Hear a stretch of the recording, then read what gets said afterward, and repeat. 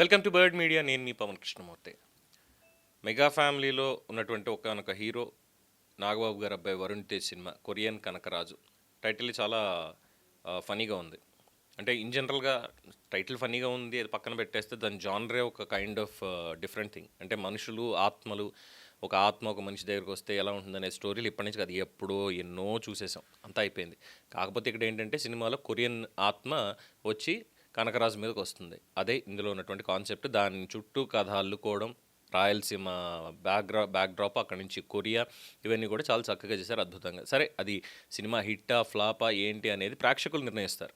అది చూసి మాకు నచ్చింది నచ్చలేదు అని చెప్పడం అనేది అది వాళ్ళ ఒపీనియన్. అంతేగాని కూర్చొని రివ్యూల పేరుతోటో లేదంటే పర్టికులర్గా ఉన్నదే ఇండస్ట్రీలో ఉన్నటువంటిది అభిమానం అన్నటువంటి పేరుతోటి దురభిమానం బాగా ఎక్కువైపోయింది కదా. ఒక కాంపౌండ్ నుంచి సినిమా రిలీజ్ అవుతోంది వాళ్ళది అంటే ఇమ్మీడియట్గా దాని అపోనెంట్లో ఉండేటువంటి అభిమానులు, ఎందుకంటే హీరోల మధ్యలో ఏమీ లేదు, ఆ అభిమానం పేరుతోటి దురభిమానంతో ఇంకా నెగిటివ్గా స్ప్రెడ్ చేయడం, లేదంటే ఏదో ఒక దాన్ని ఇష్యూ చేయడం అనేది చూస్తూనే ఉన్నాం కదా.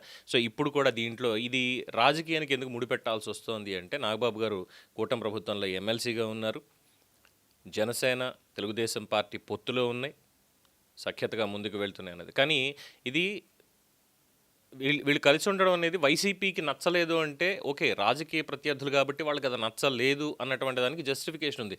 కానీ కూటమిలోనే ఉన్నప్పుడు అందులో ఉన్నటువంటి అభిమానులు, కార్యకర్తలు వీళ్ళకే పడి చావట్లేదు. ఎన్నాళ్ళది మరి ఉంటుందని తెలియదు పరిస్థితి.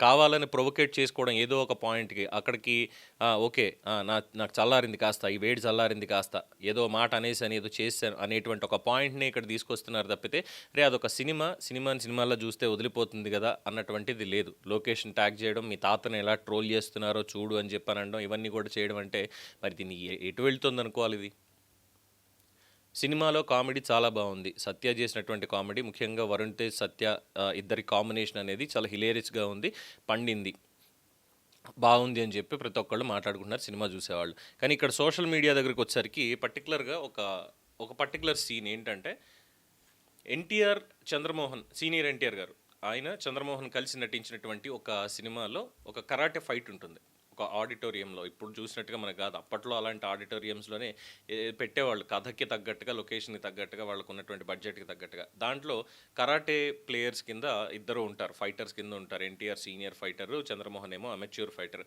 సో ఆ ఫైట్ సీన్లో ఎన్టీ రామారావు గారు మాట అంటారు ఏంటంటే, బ్రదర్ మీ మూవ్స్ అన్నీ కూడా అమెచ్యూర్గా ఉన్నాయి, అంటే పరిపక్వత లేవు మీకు, మీరు ఫైటర్ కాదా, మీకు కొత్త ఫైటింగ్ అని అడిగేటువంటి ఒక సీన్, పేరు తెలియదు నాకు. అది ఒక 4-5 డేస్ నుంచి బాగా ట్రోల్ అవుతుంది, ట్రోల్ కూడా కాదు, సర్క్యులేట్ అవుతుంది, వైరల్ అవుతుంది. ఏంటి సడన్గా ఇప్పుడు తీసుకొచ్చి ఇంత ఇది నవ్వుకున్నాం. ఫైట్లు ఇలా కూడా జరుగుతాయి అంటే, మన జనరేషన్కి ఇప్పుడు ఫైట్లు ఎలా ఉంటాయి, రింగ్ ఏంటి, మధ్యలో కోచ్ ఏంటి, మధ్యలో ఉండేటువంటి రిఫర్ ఎవరు ఏంటి, ఇవన్నీ కూడా చూస్తూ ఉంటాం కదా మనం. సో దాంతో చూసినప్పుడు ఓహో, ఫైట్లు అప్పట్లో ఇలా కూడా జరిగేవా, దర్శకులు వాళ్ళకున్నటువంటి సినిమాటిక్ లిబర్టీని ఇలా తీసుకునేవాళ్ళ అన్న దాంట్లో సరదాగా నవ్వు వచ్చింది. అందులో తప్పే ఉందో నాకు అర్థం కాదు, అంత అపహాస్యం చేసేటువంటి విధంగా అందులో ఏముందో నాకు తెలియదు. బట్ అది ఒక వారం రోజుల నుంచి సర్క్యులేట్ అవుతుంది. ఇదే సినిమాలో, కొరియన్ కనకర సినిమాలో ఆ సీన్ పెట్టారు, అలాగే ఇమిటేషన్, ఆ డైలాగు సీన్ కూడా కాదు. కొరియాలో ఫైట్ జరుగుతూ ఉంటుంది, సత్యాకిను అక్కడ కొరియన్ ఫైటర్స్ ఎవరైతే ఉంటారో వాళ్ళకి జరుగుతుంది. కొరియన్ ఫైటర్ కొడుతూ ఉంటే అసలే మనోడు కమెడియన్, రైట్? కమెడియన్ ఏం చేస్తాడు, ఇమిటేషన్ చేస్తాడు, ఇమిటేషన్ నుంచి హాస్యాన్ని పుట్టిస్తాడు. అలాగా ఎన్టీ రామారావు గారు డైలాగ్ ఆ సినిమాలో తీసుకొని, బ్రదర్ మీ షార్ట్స్ అన్ని కూడా అమెచ్యూరిష్గా ఉన్నాయి అని ఎన్టీఆర్ మేనరిజాన్ని కొంచెం చూపించి వెళ్ళిపోతాడు. యాజ్ అ కమెడియన్ ఇమిటేషన్ చేయడం అనేది తప్పు కాదు, నేరం కానే కాదు. అందులో ఎన్టీ రామారావు గారిని అగౌరవపరిచిందంటే ఏముంది? దాన్ని పట్టుకుని ఇప్పుడు సినిమాకి మొత్తం నెగిటివ్ క్యాంపెయిన్ చేయాలి అనేటువంటిది, డైరెక్టర్ని కానీ హీరోని కానీ మీరు ఎంత నెరేటివ్గా తీసుకొచ్చి పెట్టారో అనేటువంటిది. ఎందుకు ఈ భావదారిద్రం? ఎన్నాళ్ళు, మొన్నటికి మొన్న మళ్ళీ పెట్టిన వాళ్ళు ఎవరో కాదు, మొన్న ఇడుపు కాగితం అనేటువంటి పదం మీద రచ్చ చేసినటువంటి సన్నాసులు కొంతమంది ఉన్నారు, వాళ్ళే. అది కూడా మేబీ వాళ్ళు కాలితే గాలింది. అసలు అది ఎందుకు అవసరం లేని దానికి వచ్చి ఇవన్నీ కెలకడం, ఇందులో లొకేషన్ని ట్యాగ్ చేసి చెప్పడం అంటే ఏమనాలి దీన్ని?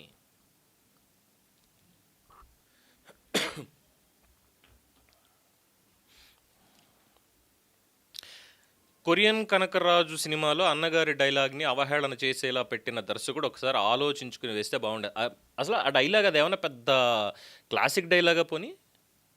అవహేళన చేశారనడానికి అదేమన్నా పెద్ద గుర్తుండిపోయేటువంటి డైలాగా? ఒక బొబ్బిలిపులి డైలాగా? క్లైమాక్స్‌లో కోర్ట్‌లో చెప్తారు ఆ డైలాగా అది? లేదంటే దానవీర సూరకర్ణలో దుర్యోధనుడి డైలాగా? పాండవ వనవాసంలో చెప్పేటువంటి డైలాగా? నర్తనశాలలో చెప్పేటువంటి డైలాగులా పోనీ? ఎన్టీ రామారావు గారు, ఘంటసాల గారు పాడినటువంటి పద్యం 'దారుని రాజ్య సంపద మదంబున' అంత దానికంటే ఫేమస్ అయిన డైలాగ్ అది. ఇట్స్ జస్ట్ ఒక హిలేరియస్‌గా ఉన్నదా. ఈవెన్ సీనియర్ ఎన్టీఆర్ చేస్తేనే నవ్వొచ్చింది నిజంగా ఆ పర్టిక్యులర్ సీన్‌లో. మేబీ ఆ జనరేషన్‌కి తెలియకపోవచ్చు. అరే ఇంత ఇంటెన్సిఫైడ్‌గా చెప్పాడా అని వాళ్ళు అనుకుని ఉండొచ్చు. పిల్లబచ్చాలు నిన్న మొన్న పుట్టినటువంటి వాళ్ళు ఇప్పుడేదో దాన్ని తీసుకొచ్చి ఒక గొడవ పెట్టాలనేటువంటి నెరేటివ్ తప్ప, అరే ఒక టీమ్ ఒక కాన్సెప్ట్ అనుకుంది. వాళ్ళు కష్టపడి 100% పెట్టారు దాంట్లో. 100% వాళ్ళు ఎఫర్ట్ పెట్టారు, డబ్బులు పెట్టారు. టీమ్ అది సక్సెస్ అవుతుందా లేదా అన్న దాంట్లో ఉంది. సక్సెస్ కోసం వాళ్ళు చూస్తున్నారు.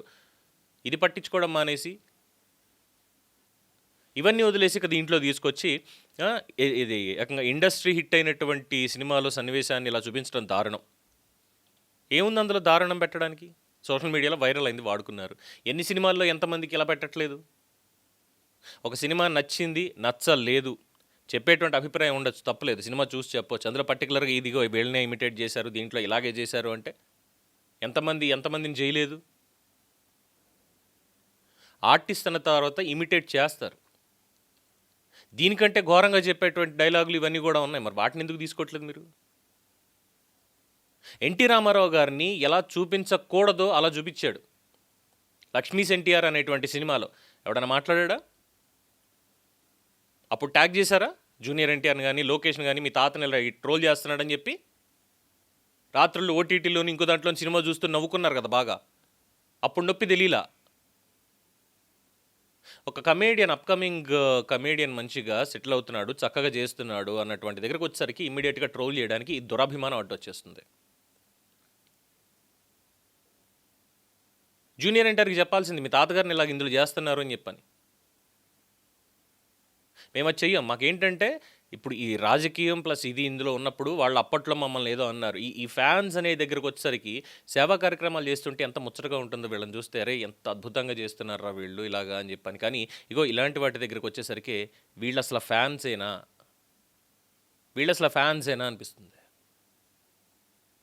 ఏ హీరోకి కాదు, ఎవరికి కూడా ఇలాంటి అభిమాని అనేటువంటి వాళ్ళు ఉండకూడదు. ఇలాగా తప్పుని తప్పని చెప్పొచ్చు, ఒప్పుని ఒప్పని చెప్పొచ్చు. అంతేగాని ఏకపక్షంగా వచ్చి ఇక్కడి నుంచి సినిమా వస్తుందా ఇమ్మీడియట్గా ఇలాగే చేసేయాలి. నెరేటివ్ వేరుంటుంది వెనకాల, బ్యాక్గ్రౌండ్లో ఉండే నెరేటివ్ వేరది. ఒక డైరెక్టర్ ఏం చేయాలి? తీసుకెళ్ళి ఎన్టీ రామారావు గారిని యాజ్ టీజ్గా అందులో గ్రాఫిక్లో పెట్టిపోని అక్కడ ఏం చేయించలేదే. ఎంతమంది ఇమిటేట్ చేయట్లేదు ఎన్టీఆర్ని, ఏఎన్ఆర్ని, ఎస్వీఆర్ని, ఇంకొకరిని ఎంతమంది ఇమిటేట్ చేయట్లేదు. ఆఖరికి నారా లోకేష్ తీయగుంది అనేటువంటి డైలాగ్ని ఎన్ని సినిమాల్లో వాడలేదు? అరే అదొక చిన్న ఫన్ మూమెంట్ వచ్చిందిరా. అది ఆ రోజుల్లో అంతెందుకు బాలకృష్ణ గారు ఇప్పటికీ కూడా ఎవరన్నా చెప్పండి, ఆయనంతటా ఆయనే నవ్వుకుంటాడు. నేను తిట్టాను డైరెక్టర్ని, ఏంటి అది అసలు ఆ డైలాగ్ ఏంటి, లేదంటే అక్కడ ఆ సీన్ ఏంటి, నేను తొడగొడితే ట్రైన్ ఆగిపోద్ది. ఆయనతో కూడా చేయించారు. సినిమాటిక్ లిబర్టీ తీసుకుని కొన్ని చేయించేటప్పుడు ఒక్కొక్కసారి ఫెయిల్ అవుతాయి, ఒక్కొక్కసారి సక్సెస్ అవుతాయి. అవన్నీ దాన్ని ఆ పర్టికులర్ అంశానికి అక్కడ వదిలేసేయాలి. ఇంకా కావాలంటే లేదు బ్రదర్ మీరు చేసింది అంత కరెక్ట్గా లేదు, దీన్ని ఇలా చేసి ఉంటే బాగుండేదేమని సజెషన్ ఇవ్వాలి. అంతేగాని గొడవలు పెట్టేటువంటి విధంగా, ఒక ఎఫర్ట్కి నష్టం చేకూర్చేటువంటి విధంగా ఇలాంటి దిక్కుమాలిన పనులు చేయడం అనేది మాత్రం ఎవరు సహించరు, ఎవరో కూడా హర్షించరు. అది ఇప్పుడు అనుకోవచ్చు, నేను డైలాగ్ కొట్టేశాను, నేను అక్కడ చెప్పేశాను, అమ్మాయి నాకు మనశ్శాంతిగా ఉంది, నేను వాడిని ట్రోల్ చేశాను కదా వరుణ్ తేజ్ని, వాడి సినిమా పోతుంది, ఇలా అనుకునే వాళ్ళు ఉంటారు సారా. ఇంతకు మించినటువంటి భావదారిద్రం ఇంకొకటి ఉండదు. సక్సెస్ అనేది ఉండదు. ఇలాంటి ఆలోచనతో ఉన్న వాళ్ళకి సక్సెస్ అనేది ఉండదు. ఆ పద్ధతి మార్చుకోవాలి. ఇందులో ఎన్టీఆర్ని ట్రోల్ చేశారా? ఏం చేశారు అసలు అందులో?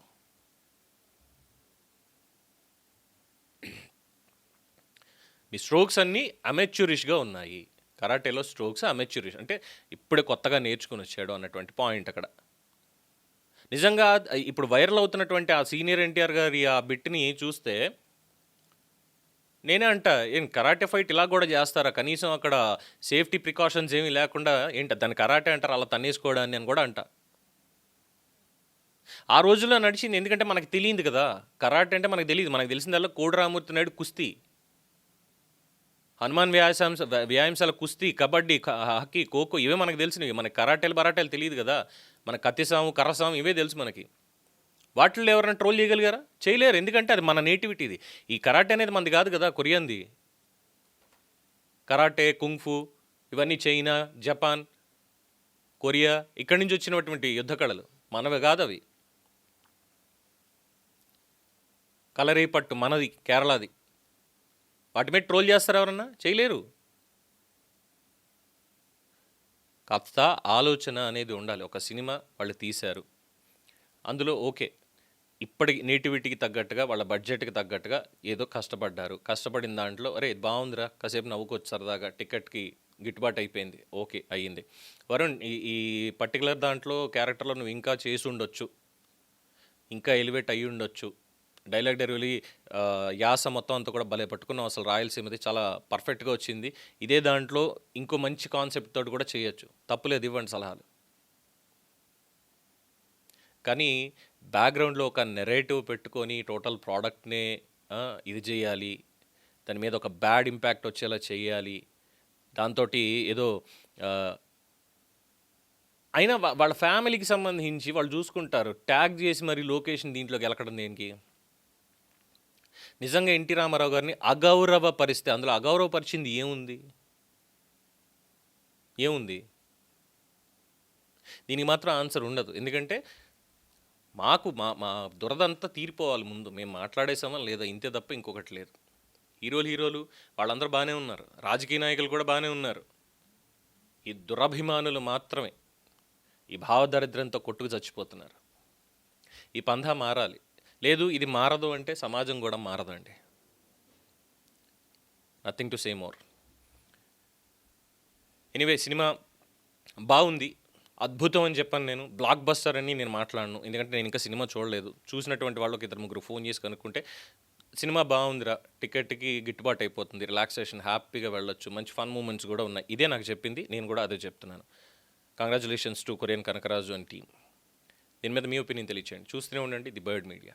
ఈ వీడియో మీకు నచ్చినట్లయితే లైక్ చేయండి, షేర్ చేయండి, సబ్స్క్రైబ్ చేయండి. మరిన్ని అప్డేట్ల కోసం మా వాట్సాప్ ఛానల్ను ఫాలో చేయండి.